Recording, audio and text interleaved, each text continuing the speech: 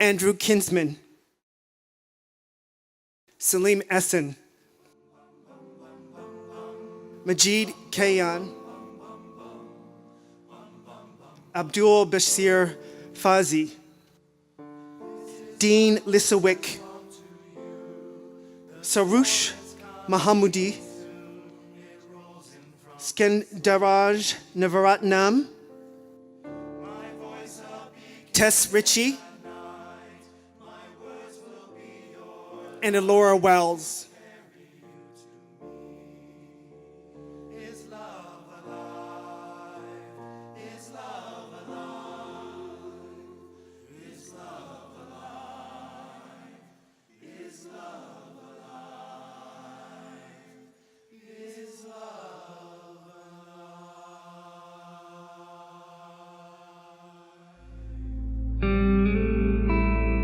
The names are disturbingly familiar. Some have echoed through Toronto's Church and Wellesley Village for years, their faces plastered on posters and searched for by the community.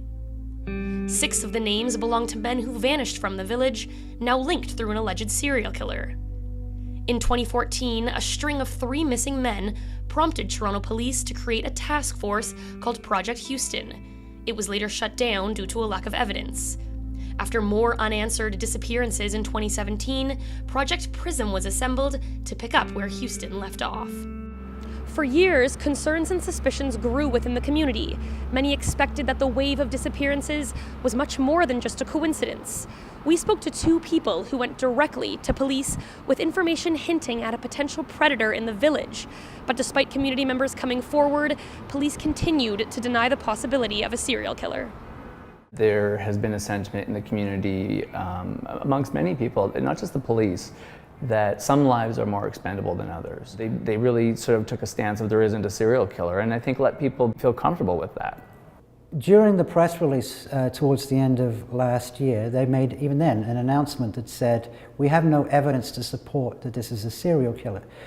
Most of us felt that that meant there probably was a serial killer, because when you deconstruct the police language, no evidence just means they don't have enough evidence to support, to convict. It doesn't mean there isn't one. Oh, serial killer, yeah, I guess that is a possibility. Well, of course it's a possibility. And if you're in homicide and 3 people vanish and they're of similar age, they're all from the gay community or related to the gay community, this is number one scenario is some sort of predatory serial killer behavior. But for some reason the police wouldn't go there. And we're denying it right till December of this last year. On Thursday, January the 18th, Mr. MacArthur was arrested by members of Project Prism. Mr. MacArthur has now been charged with 1 additional count of first-degree murder, charged with 3 additional counts of first-degree murder. To date, the dismembered remains of at least 3 individuals have been recovered from the backyard of the residence at 53 Mallory Crescent. The remains of at least 6 individuals have been recovered from these planters. Mr. MacArthur is now alleged by investigators to have committed 6 murders, and the case is before the courts. Since July of 2017, Bryn Hendricks suspected there was something more behind the trail of vanishing men. He began sifting through websites and compiling missing persons reports that involved men disappearing inexplicably from the Church Wellesley area. He shared them on Facebook, warning the community of a potential predator.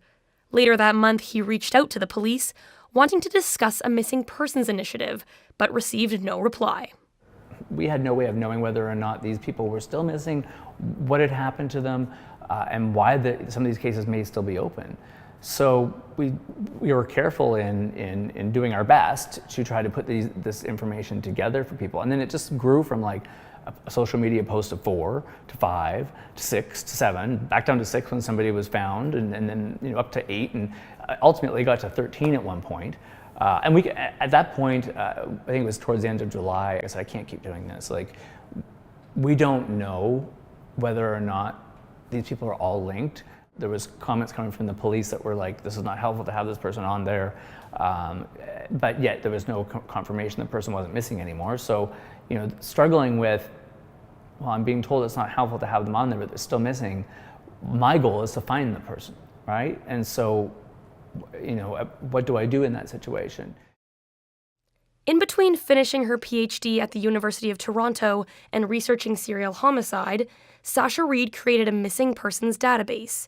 She spent 2 years digging through Google searches and inputting names until this past summer when she came across 3 that stood out among thousands. The same 3 people that prompted Project Houston led her to suspect there was a serial killer at work. Similar to Bryn, she reached out to the police. She provided them with a list of characteristics that she predicted the potential killer would have. After a 25-minute phone call, she was left with the impression that the police were not shocked by the information.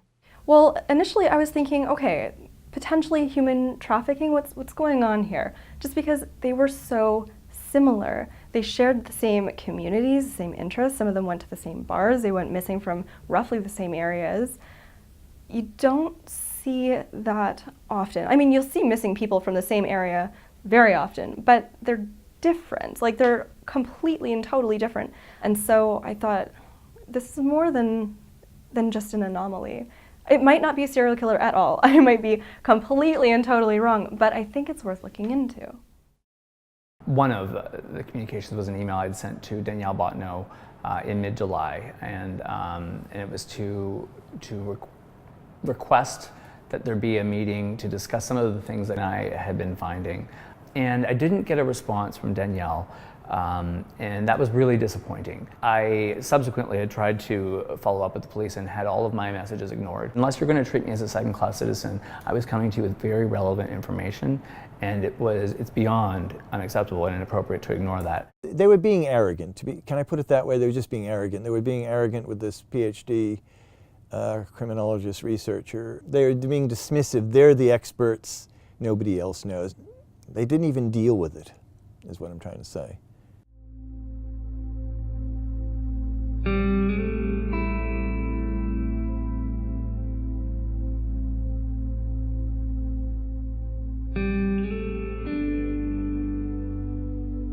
How big of a role has the community been playing in this investigation? The biggest role.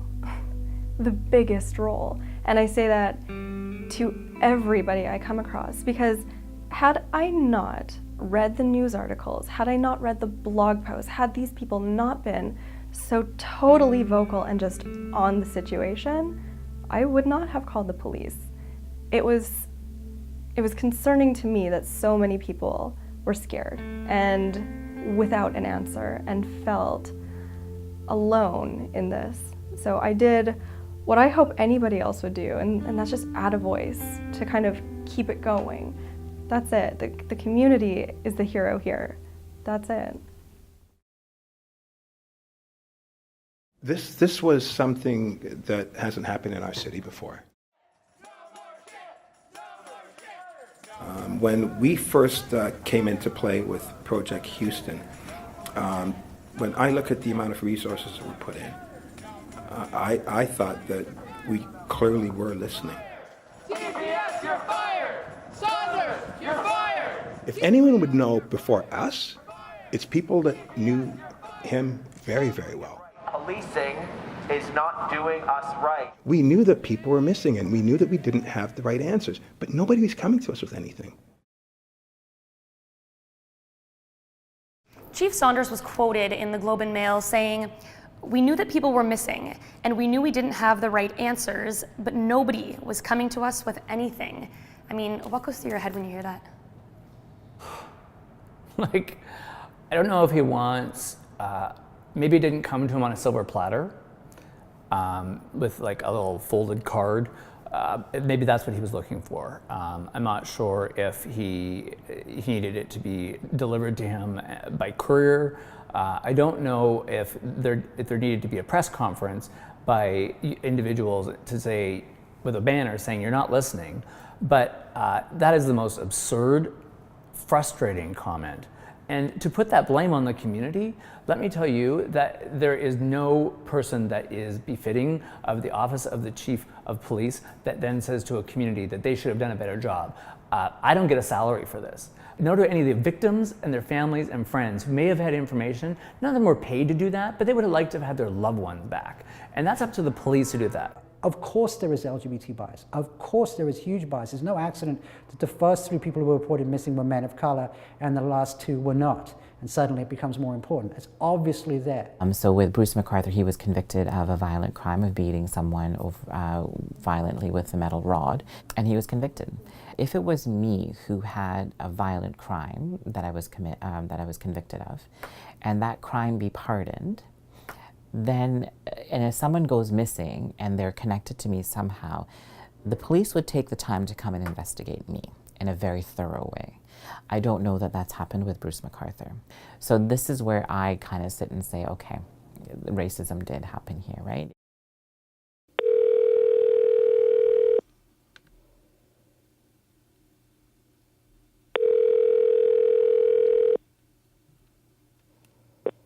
You've reached the voicemail box of PC Danielle Botnell, the LGBTQ liaison officer. I'm not able to take your call right now, but if you leave me your name and number, I'll get back to you as soon as I can. We approached Toronto Police requesting an on-camera interview.